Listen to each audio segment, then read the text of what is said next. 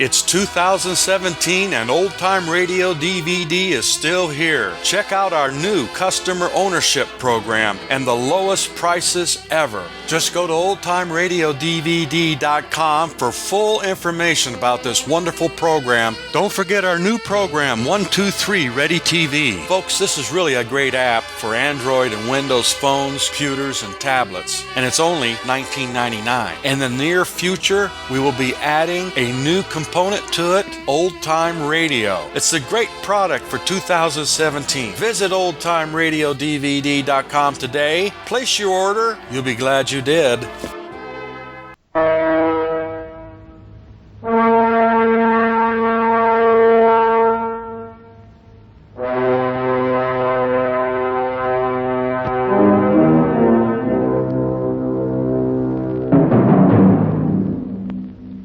Weston and Devine had been sent back to Earth in their spaceship by Oyasa. But, he told them, within 90 days, whether or not they accomplished their journey, the ship would be unbodied, dissolved into nothingness, so that never again could they invade Malacandra. Ransom had chosen to go with them because he believed he must return to live on his own planet.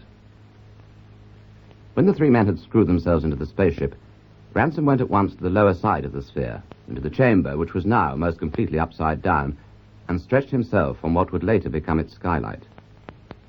He was surprised to find that they were already thousands of feet up. The Handramit was only a straight purple line across the rose-red surface of the Harandra. They were above the junction of two Handramits. One of them was doubtless that in which he had lived, the other that which contained Meldalorn. The landscape became increasingly geometrical. The waste between the purple lines appeared perfectly flat.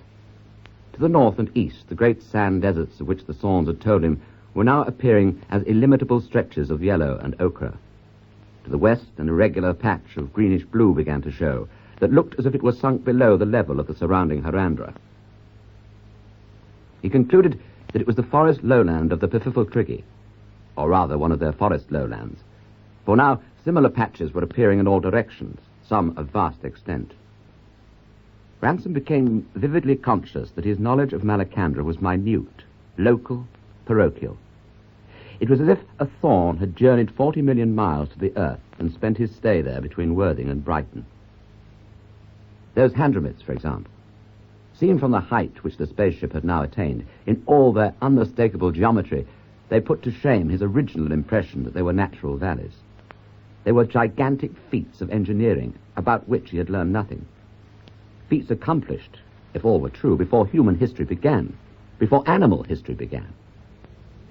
By this time, to the east, a much larger and darker patch of discoloration was pushing its way into the reddish ochre of the Malacandrian world. A curiously shaped patch with long arms or horns extended on each side and a sort of bay between them, like the concave side of a crescent. It grew and grew. The wide, dark arms seemed to be spread out to engulf the whole planet.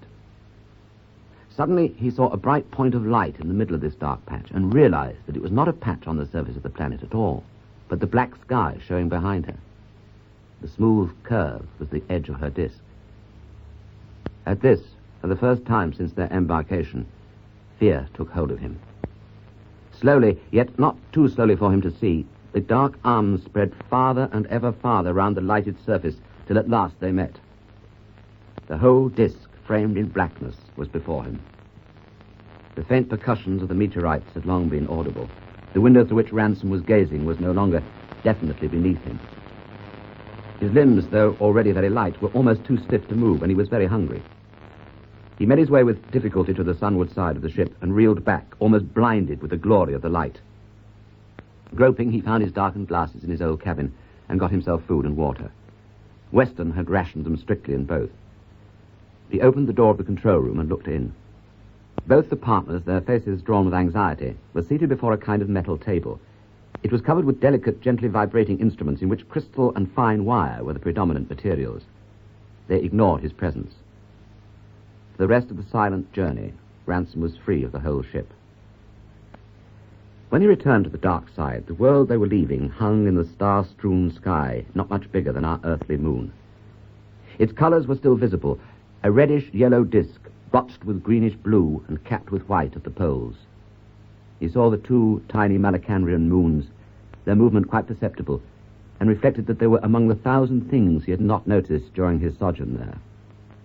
He slept and woke, and saw the disk still hanging in the sky. It was smaller than the moon now. Its colours were gone, except for a faint uniform tinge of redness in its light. Even the light was not now incomparably stronger than that of the countless stars which surrounded it. It had ceased to be Malacandra. It was only Mars. In the ship, he soon fell back into his old routine of sleeping and basking, punctuated with the making of some scribbled notes for his Malacandrian dictionary. He knew that there was very little chance of his being able to communicate his new knowledge to man, that unrecorded death in the depth of space would almost certainly be the end of their adventure. But already it had become impossible to think of it as space. Some moments of cold fear he had, but each time they were shorter and more quickly swallowed up in a sense of awe which made his personal fate seem wholly insignificant. He could not feel that they were an island of life, journeying through an abyss of death. He felt almost the opposite, that life was waiting outside the little iron eggshell in which they rode, ready at any moment to break in, and that if it killed them, it would kill them by excess of its vitality. Ransom hoped passionately that if they were to perish, that they would perish by the unbodying of the spaceship and not by suffocation within it. His confidence in Oyasa's words about the Eldilla increased rather than diminished as they went on. He saw none of them. The intensity of light in which the ship swam allowed none of the fugitive variations which would have betrayed their presence, but he heard, or thought he heard, all kinds of delicate sound, or vibrations akin to sound, mixed with the tinkling rain of meteorites, and often the sense of unseen presences, even within the spaceship, became irresistible. It was this, more than anything else, that made his own chances of life seem so unimportant. He and all his race showed small and ephemeral against a background of such immeasurable fullness. His brain reeled at the thought of the true population of the universe, the three-dimensional infinitude of their territory, and the unchronicled aeons of their past. But his heart became steadier than it had ever been. It was well for Ransom that he had reached this frame of mind before the real hardships of their journey began. Ever since their departure from Malacandra, the thermometer had steadily risen. Now it was higher than it had stood at any time on their outward journey, and still it rose. The light also increased. Under his glasses he kept his eyes habitually tight shut, opening them for only necessary movements. He knew, too, that if he reached Earth it would be with permanently damaged sight. But all this was nothing to the torment of heat. All three of them were awake for 24 hours out of the 24, enduring with dilated eyeballs, blackened lips, and froth-flecked cheeks the agony of thirst. It would be madness to increase their scanty rations of water. Madness even to consume air in discussing the question. Ransom saw well enough what was happening. In his last bid for life, Weston was venturing inside the Earth's orbit, leading them nearer the sun than man, perhaps than life, had ever been. Presumably this was unavoidable. One could not follow a retreating Earth round the rim of its own wheeling course. They must be trying to meet it, to cut across it. It was madness. But the question did not much occupy his mind. It was not possible for long to think of anything but thirst. One thought of water, then one thought of thirst, then one thought of thinking of thirst, then of water again. And still the thermometer rose. The walls of the ship were too hot to touch. It was obvious that a crisis was approaching. In the next few hours it must kill them or get less. It got less. There came a time when they lay exhausted and shivering in what seemed the cold that was still hotter than any terrestrial climate. Weston had so far succeeded. He had risked the highest temperature at which human life could theoretically survive, and they had lived through it. But they were not the same men. Hitherto, Weston had slept very little, even his watches off. Always, after an hour or so of uneasy rest, he had returned to his charts and to his endless, almost despairing calculations. You could see him fighting the despair, pinning his terrified brain down and again down to the figures. Now he never looked at them. He even seemed careless in the control room. Devine moved and looked like a somnambulist. Ransom lived increasingly on the dark side of the ship, and for long hours he thought of nothing. Although the first great danger was past, none of them at this time had any serious hope of a successful issue to their journey. They had now been 50 days without speech in their steel shell, and the air was already very bad. Weston was so unlike his old self that he even allowed Ransom to take his share in the navigation. Mainly by signs, but with the help of a few whispered words, he taught him all that was necessary at this stage of the journey. Apparently they were racing home, but with little chance of reaching it in time, before some sort of cosmic trade wind. A few rules of thumb enabled Ransom to keep the star, which Weston pointed out to him, in its position at the center of the skylight, but always with his left hand on the bell to Weston's cabin. This star was not the Earth. The days, the purely theoretical days, which bore such a desperately practical meaning for the travelers, mounted to 58 before Weston changed course and a different luminary was in the center. 60 days and it was visibly a planet. 66 and it was like a planet seen through field glasses. 70 and it was like nothing that Ransom had ever seen. A little, dazzling disk, too large for a planet and far too small for the moon. Now that he was navigating, his celestial mind was shattered. Wild animal thirst for life, mixed with homesick longings for the free airs and the sights and smells of Earth, for grass and meat and beer and tea and the human voice awoke in him. At first his chief difficulty on watch had been to resist drowsiness. Now, though the air was worse, feverish excitement kept him vigilant. Often when he came off duty, he found his right arm stiff and sore. For hours he'd been pressing it unconsciously against the control board as if his puny thrust could spur the spaceship to yet greater speed. Now they had 20 days to go. 19. 18. And on the white terrestrial disk, now a little larger than a sixpence, he thought he could make out Australia and the southeast corner of Asia. Hour after hour, though the markings moved slowly across the disk with the Earth's diurnal revolution, the disk itself refused to grow larger. Get on, Ransom muttered to the ship. Now 10 days were left, and the disk was like the moon and so bright that they could not look steadily at it. The air in their little sphere was ominously bad, but Ransom and Devine risked a whisper as they changed watches. "We'll do it," they said. "We'll do it yet." On the 87th day, when Ransom relieved Devine, he thought there was something wrong with the Earth. Before his watch was done, he was sure. It was no longer a true circle, but bulging a little on one side. It was almost pear-shaped. When Weston came on duty, he gave one glance at the skylight, rang furiously on the bell for Devine, thrust Ransom aside, and took the navigation seat. His face was the color of putty. He seemed to be about to do something to the controls, but as Devine entered the room, he looked up and shrugged his shoulders with a gesture of despair. Then he buried his face in his hands and laid his head down on the control board. Ransom and Devine exchanged glances. They bundled Weston out of the seat. He was crying like a child, and Devine took his place. And now at last Ransom understood the mystery of the bulging Earth. What had appeared as a bulge on one side of her disk was becoming increasingly distinct as a second disk, a disk almost as large in appearance as her own. It was covering more than half of the Earth. It was the moon, between them and the Earth, and 240,000 miles nearer. Ransom did not know what fate this might mean for the spaceship. Devine obviously did, and never had he appeared so admirable. His face was as pale as Weston's, but his eyes were clear and preternaturally bright.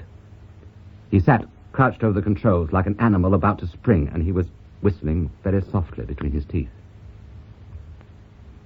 Hours later, Ransom understood what was happening. The moon's disk was now larger than the Earth's, and very gradually it became apparent to him that both disks were diminishing in size. The spaceship was no longer approaching either the Earth or the moon. It was farther away from them than it had been half an hour ago. And that was the meaning of Devine's feverish activity with the controls. It was not merely that the moon was crossing their path and cutting them off from the Earth. Apparently for some reason, probably gravitational, it was dangerous to get too close to the moon, and Devine was standing off into space. In sight of harbour, they were being forced to turn back to the open sea. He glanced up at the chronometer. It was the morning of the 88th day. 2 days to make the Earth, and they were moving away from her. "I suppose this finishes us," he whispered. "Expect so," whispered Devine, without looking round. Weston presently recovered sufficiently to come back and stand beside Devine. There was nothing for Ransom to do. He was sure now that they were soon to die. With this realization, the agony of his suspense suddenly disappeared. Death, whether it came now or some 30 years later on Earth, rose up and claimed his attention. There are preparations a man likes to make. He left the control room and returned into one of the sunward chambers, into the indifference of the moveless light, the warmth, the silence, and the sharp-cut shadows. Nothing was farther from his mind than sleep. It must have been the exhausted atmosphere which made him drowsy. He slept. Ransom awoke in almost complete darkness in the midst of a loud, continuous noise which he could not at first identify. It was a prolonged drumming noise close above his head. Suddenly his heart gave a great leap.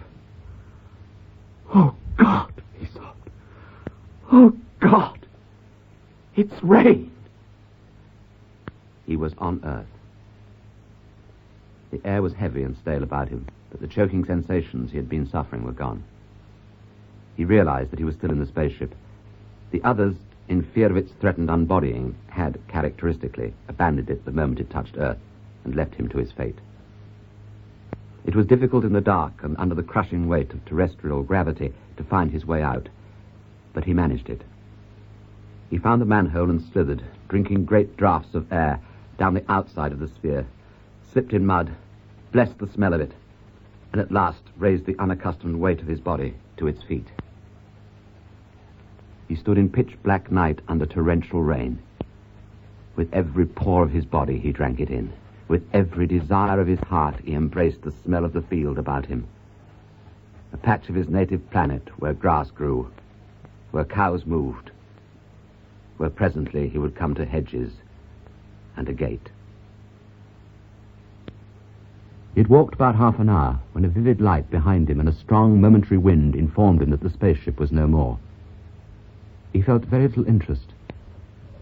He had seen dim lights, the lights of men ahead. He contrived to get into a lane, and then into a road, then into a village street. A lighted door was open. There were voices from within, and they were speaking English. There was a familiar smell. He pushed his way in, regardless of the surprise he was creating, and walked to the bar. "A pint of bitter, please," said Ransom. At this point, my story should end. But it's time to remove the mask and acquaint the listener with the real and practical purpose for which this story has been written. At the same time, you will learn how the writing of it became possible at all. Dr. Ransom, and at this stage it will become obvious that that is not his real name, soon abandoned the idea of his Malacandrian dictionary and indeed all idea of communicating his story to the world. He was ill for several months, and when he recovered, found himself in considerable doubt as to whether what he remembered had really occurred. It looked very like a delusion produced by his illness, and most of his apparent adventures could, he saw, be explained psychoanalytically. He did not lean very heavily on this fact himself, for he had long since observed that a good many real things in the fauna and flora of our own world could be accounted for in the same way if you started with the assumption that they were illusions. But he felt that if he himself half doubted his own story, the rest of the world would disbelieve it completely. This is where I come into the story. I had known Dr. Ransom slightly for several years and corresponded with him on literary and philological subjects. It was therefore quite usual that I should write him a letter some months ago which ran like this. I am now working at the Platonists of the 12th century and incidentally discovering that they wrote damnably difficult Latin. In one of them, Bernardus Silvestris, there is a word I should particularly like your views on, the word Oiaces. It occurs in the description of a voice of the heavens, and an Oiaces seemed to be the intelligence or tutelary spirit of a heavenly sphere, i.e., in our language, of a planet. I asked C.H. about it, and he says it ought to be Ausiakes. That, of course, would make sense, but I do not feel quite satisfied. Have you by any chance ever come across a word like Oyasis, or can you hazard a guess as to what language it may be? The immediate result of this letter was an invitation to spend a weekend with Dr. Ransom. He told me his whole story, and since then he and I have been almost continuously at work on the mystery. A good many facts, which I have no intention of publishing at present, have fallen into our hands. Facts about planets in general, and about Mars in particular. Facts about medieval Platonists, and, not least in importance, facts about the professor to whom I am giving the fictitious name of Weston. A systematic report of these facts might, of course, be given to the civilized world, but that would almost certainly result in universal incredulity and in a libel action from Weston. At the same time, we both feel that we cannot be silent.